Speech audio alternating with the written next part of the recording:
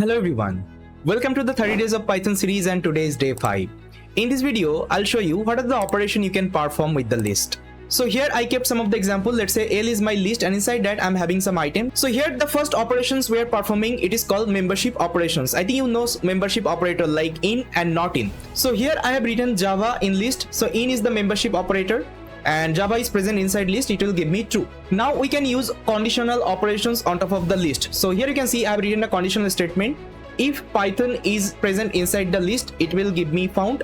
Otherwise, it will give me not found. You can also perform looping operation on top of list. So here I have written a for loop for I in L.